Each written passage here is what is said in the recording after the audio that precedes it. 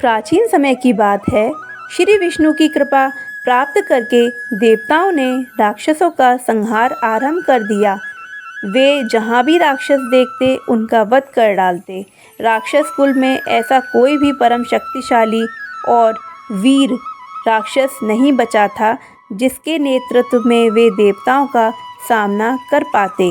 अनेक वर्ष बीत गए, राक्षसों का बल नष्ट हो चुका था। वे दीनहीन होकर पाताल में निवास करने लगे।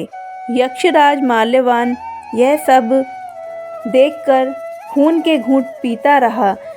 अतः एक दिन उसने पुनः पृथ्वी पर अधिकार करने का निश्चय किया। उन्हीं दिनों पातालपुरी में दैत्य गुरु शुक्राचार्य का आगमन हुआ। उन्हें देखकर माल्यवान अत्यंत प्रसन्न हुआ। उसने गुरुदेव को सारी बात बताई और राक्षस कुल को दुर्गति से बचाने की प्रार्थना की।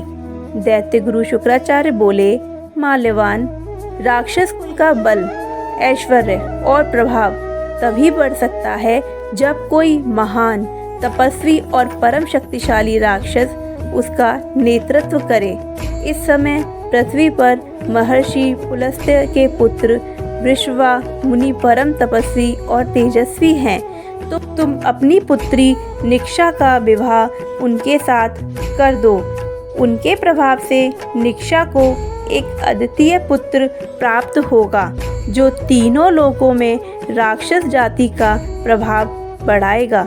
यद्यपि माल्यवान अपनी सुंदर पुत्री का विवाह किसी ऋषि मुनि के साथ नहीं करना चाहता था, तथापि राक्षसों की शक्ति बढ़ाने और देवताओं से प्रतिशोध लेने के लिए वह इस कार्य के लिए सहमत हो गया। माल्यवान जानता था कि विश्वा मुनि एक राक्षसी से विवाह करने को बिल्कुल तैयार नहीं होंगे। अतः उसने एक योजना बनाई और अपनी पुत्री को समझाकर मुनि के पास भेज दिया। अन्य राक्षस युवतियों की अपेक्षा निक्षा अत्यंत सुंदर और रूपवती थी। पिता की आज्ञा से वह विश्वा मुनि के पास पहुंची। उस समय मुनिवर ध्यान मग्न थे। निक्षा वहीं रहकर उनकी सेवा करने लगी।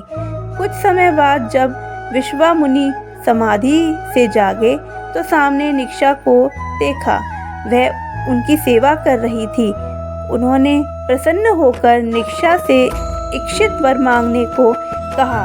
निक्षा बोली, मुनिवर, मैंने आपकी सेवा एक पत्नी की भांति पूरी लगन और निष्ठा से की है, इसलिए वरदान स्वरूप आप मुझे अपनी पत्नी स्वीकार करने की कृपा करें। विश्वा मुनि पहले ही निक्षा के सेवा भाव से अत्यंत प्रभावित हो चुके थे, अतः उन्होंने उसे मनोवांछित वर प्रदान कर दिया।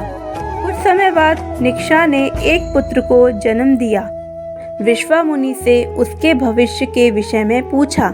मुनि बोले, प्रिय, तुम्हारा यह परम विद्वान, वीर, पराक्रमी, बलशाली और तेज युक्त पुत्र संसार में रावण के नाम से प्रसिद्ध होगा।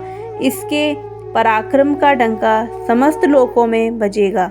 देवता भी इसके नाम से थर-थर कांपेंगे। इसके अतिरिक्त तुम्हें 2 और पुत्र तथा एक पुत्री की प्राप्ति होगी। वे तीनों भी इसी के समान प्रतापी होंगे। पुत्र के विषय में जानकर निक्षा अत्यंत प्रसन्न हुई। रावण के बाद निक्षा ने कुंभकर्ण, विभीषण और शूर्पणखा को जन्म दिया। इनमें कुंभकर्ण और शूर्पणखा अपने ज्येष्ठ भाई रावण के समान ही क्रूर, पापी और अत्याचारी थे, जबकि विभीषण भगवान के भक्त थे।